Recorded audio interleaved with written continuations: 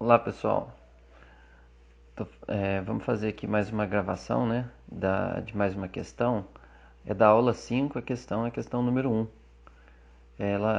Esse vídeo aqui, eu já havia postado um vídeo com relação a essa questão, mas o vídeo estava, na verdade eu tinha resolvido uma outra função que não tinha nada a ver com essa aqui no vídeo. Aí eu apaguei o vídeo do canal, né? Inclusive eu coloquei como dúvida justamente para isso, para que alguém viesse e me auxiliasse. E eu agradeço ao nosso doutor, ao Joaquim, que, que viu o vídeo, né? Me orientou aí com relação a essa questão. O fato é que ela é uma questão muito simples, mas eu não tinha conseguido porque eu não lembrava ou não lembrava ou não conhecia a função hiperbólica. Essas funções aqui, né? Esse H aqui é de função hiperbólica e eu nunca tinha, pelo menos não me recordo de ter estudado isso, né? Eu não conhecia realmente. E, e depois que eu vi, né, essas funções, dei uma estudadinha, ele me falou lá sobre elas, eu aí consegui sim desenvolver a questão. Bom, então vamos lá. O que a gente precisa aqui então é fazer a derivada primeira e a derivada segunda, né? E substituir aqui nessa equação diferencial. A equação também pode ser escrita assim: y duas linhas menos y é igual a zero. Então é uma outra maneira de escrever a equação. Então quer dizer que a gente vai ter que derivar esse y duas vezes para encontrar o y duas linhas e depois fazer a substituição de forma bem tranquila. Antes de ir para as derivadas e tudo mais, eu queria falar um pouquinho sobre essas hiperbólicas, né? Para a gente ter um conceito, né? Para quem muitos eu acredito que já conhecem, mas para aqueles que não conhecerem, isso aqui não é nenhuma explicação completa, logicamente, né? Só uma pequena comparação. Quando a gente pega um círculo trigonométrico para a gente definir a função seno, função cosseno, para a gente verificar estudar, né, aquelas identidades trigonométricas, a gente faz da seguinte maneira: a gente pega um ponto aqui no círculo, né, e através desse ponto e de um ângulo aqui, né, que a gente pode chamar de θ, por exemplo, a gente descobre ou verifica, né, que esse ponto ele é formado pelas coordenadas cosseno de θ e seno de θ. Então aqui a gente tem o seno, né, e aqui no eixo do x a gente tem o cosseno. Isso a gente está bem acostumado. Outra coisa que a gente faz aqui, né, é definir, né, que esse raio aqui vale 1 e a gente escreve então a função que define essa circunferência nesse plano cartesiano, que é x ao quadrado mais y ao quadrado igual a 1.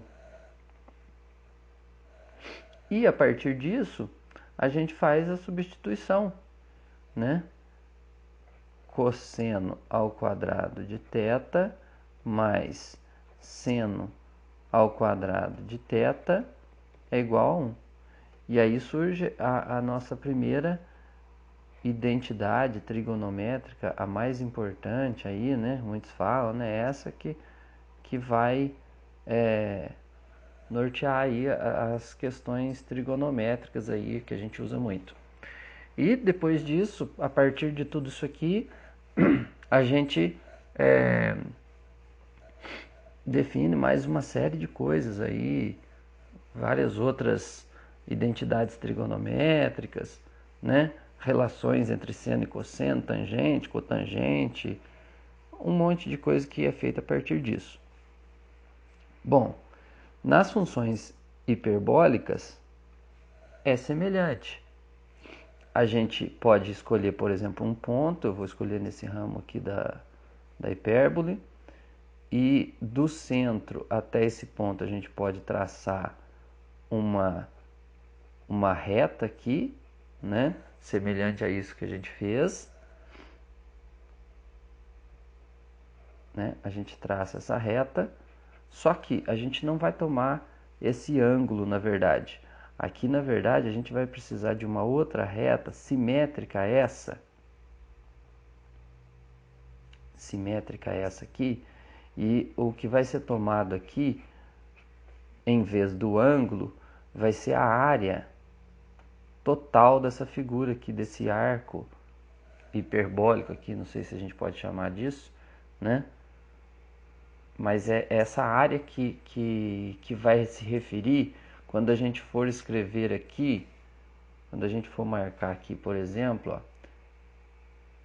as coordenadas aqui desse ponto. Ó. A gente vai marcar as coordenadas do ponto aqui, em questão, né? E essas coordenadas serão as seguintes. Serão cosseno hiperbólico. Isso aqui eu vou usar a letra T, cosseno hiperbólico de T. E o que é T? É essa área aqui, ó. Essa área toda. E seno hiperbólico de T. E aí a gente também tem uma função que define essa hipérbole. Aqui, essa distância aqui a gente definiu como sendo 1. A distância aqui é 1. Então fica x ao quadrado menos y ao quadrado igual a 1. Essa é a função da hipérbole. E, logicamente, a gente vai conseguir uma identidade também. Cosseno hiperbólico de t ao quadrado menos seno hiperbólico de t ao quadrado igual a 1. E disso aqui vem também todas as identidades trigonométricas, né? Claro, com suas diferenças de sinais aí, algumas diferenças, mas basicamente é nesse sentido. Claro que tem um motivo para ser essa área, né? Tem um cálculo que precisa ser feito, tem várias outras coisas que precisam ser apresentadas aí. Mas esse é um início para a gente saber o que é, né? Da onde vêm essas funções. Outra coisa importante é que ela pode ser definida também de uma outra maneira. O seno hiperbólico de t é igual a... Existe uma função que o define. E elevado a t mais E elevado a menos t, tudo isso dividido por 2. Isso é o seno hiperbólico de t. E o cosseno hiperbólico de t vai ser igual a E elevado a t menos E elevado a menos t, tudo isso dividido por 2. Bom, não vou entrar em detalhes de onde vem isso, mas é uma definição desse tipo de função aqui, né? Que a gente vai usar aqui no caso para fazer as suas derivadas e tudo mais. Bom, feito isso, então vamos resolver a nossa questão lá então, né? Voltando aqui na nossa questão, só apagar essa funçãozinha que eu fiz aqui e vamos escrever o que é cosseno hiperbólico de t. De t não, vou usar x, né? Porque aqui está sendo x. Cosseno hiperbólico de x igual a E elevado a x sobre 2 menos E elevado a menos x sobre 2 né? Isso é o cosseno. E o que é o seno? Seno hiperbólico de x é e elevado a x sobre 2 menos e elevado a menos x sobre 2. E aí, para a gente fazer a derivada do cosseno hiperbólico de x, para a gente derivá-lo, né? Que a gente vai precisar derivar ele aqui, 1 e 2 vezes. A gente faz derivada de e de x sobre 2, porque a constante a gente repete, a derivada da exponencial ela é a mesma, tem que multiplicar pela derivada da função que está aqui em cima, mas a função que está aqui em cima é x, então a derivada dela é 1, então dá isso aqui mesmo. Agora aqui vai ter uma mudança de sinal. Aqui a derivada de x é menos 1, e esse menos 1 vai ter que multiplicar por e de e elevado a menos x. Então aqui vai ficar e elevado a menos x, vai ficar mais, né? Sobre 2. E aí nós vamos fazer mais uma vez a derivada, porque a gente precisa da derivada segunda. Então vai ficar cosseno de h de x, derivada a segunda vez, e de x sobre 2, e aqui menos e de x sobre 2. E aí a gente descobre o seguinte, que a derivada segunda do cosseno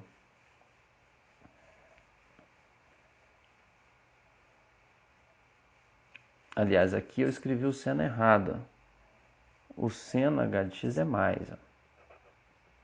Isso aqui é mais. O cosseno é menos e o seno é mais.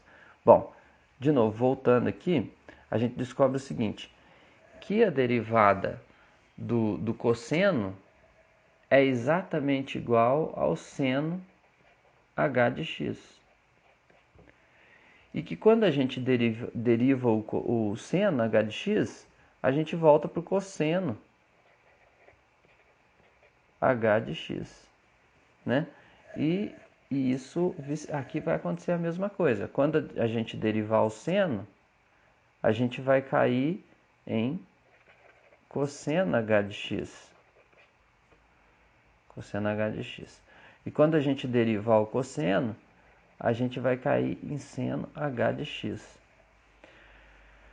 Então, note o seguinte, se eu for fazer a subtração da derivada segunda, que é o cosseno, menos o y sem derivar, que também é cosseno, vai dar zero. Se eu for subtrair a derivada segunda aqui, né, que essa aqui foi o y e esse aqui foi o y duas linhas. Se eu for subtrair o meu y duas linhas, que é seno, do meu y aqui, que é o seno também, eu vou ter zero. Então aí está feita né? Conseguimos mostrar que realmente essa função, essa solução é a solução dessa equação, por causa da derivada segunda ser igual ao y.